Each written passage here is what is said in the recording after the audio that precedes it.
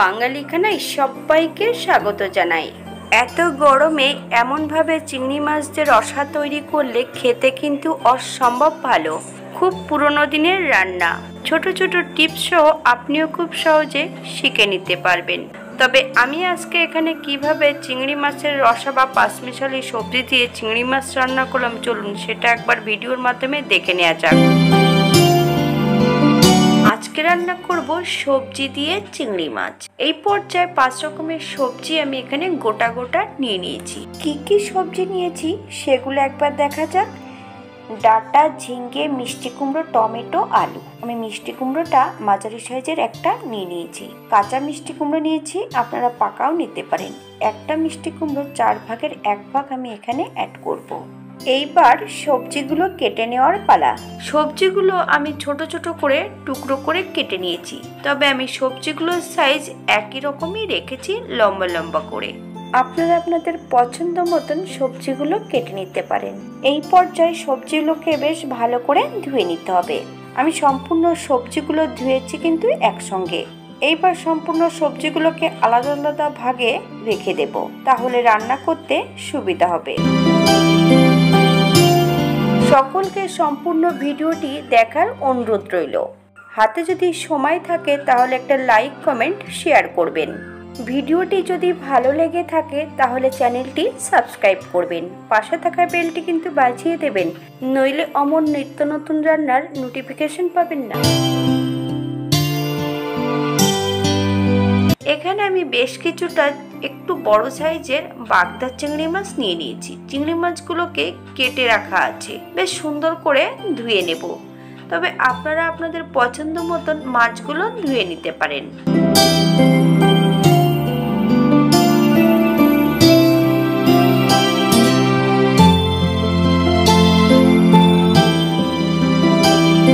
অপর দিক থেকে একটা মশলা তৈরি করে নিতে হবে।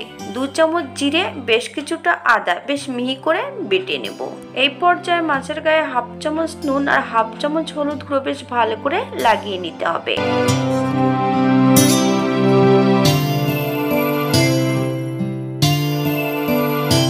একটা কড়াইতে বেশ কিছুটা সরষের তেল অ্যাড করব।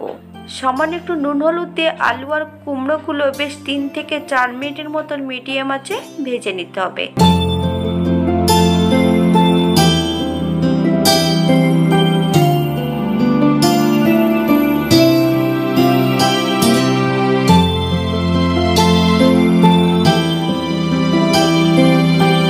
পছন্দ মতন সবজিগুলো ভেজে নিতে পারেন। এই পর্যায়ে তেল থেকে সম্পূর্ণ সবজিগুলো তুলে নিতে হবে। একই তেলে চিংড়ি মাছগুলো ভেজে নেব। চিংড়ি মাছ ভাজার সময় মিডিয়াম আঁচে ভেজে নিতে হবে। 2 থেকে 3 মিনিটের মতন মিডিয়াম আঁচে ভেজে নিলেই হবে।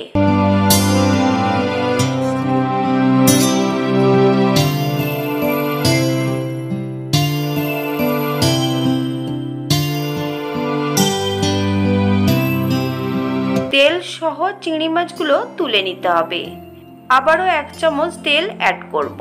আমি রান্নাটি করছি সর্ষের তেলে, আপনারা সাদা তেল দিয়েও রান্নাটা করতে পারেন। এই পর্যায়ে ফোড়নে রেখেছি 1/2 চামচ কালো জিরে, 1/2 চামচ রাঁধুনি। ফোড়ন থেকে সুগন্ধ বেরোলে বেশ কিছুটা কাঁচা লঙ্কা ফালি দিয়ে নিয়েছি। সম্পূর্ণ লঙ্কাটা অ্যাড করতে হবে, তবে আপনারা আপনাদের পছন্দ মতন লঙ্কাটা অ্যাড করুন। টমেটো, ডাঁটা আর ঝিঙ্গে একই সঙ্গে অ্যাড করব। 2 থেকে 3 মিনিটের জন্য ঝিঙ্গে এবং ডাঁটা সহ ঢাকা দিয়ে রেখে দেব। ঝিঙ্গের জলে ডাঁটাটা প্রায় সেদ্ধ হয়ে যাবে।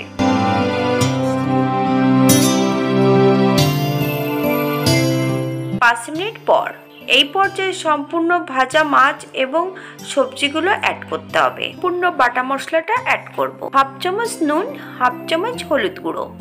আপনার স্বাদ অনুসারে নুনটা অ্যাড করবেন। এই পর্যায়ে আপনারা কাশ্মীরি লঙ্কার গুঁড়ো অ্যাড করতে পারেন যদি পছন্দ করেন। মিডিয়াম আঁচে 4 থেকে 5 মিনিটের মতন বেশ ভালো করে মশলা সহ মাছ সবজি দিয়ে কষিয়ে নিতে হবে।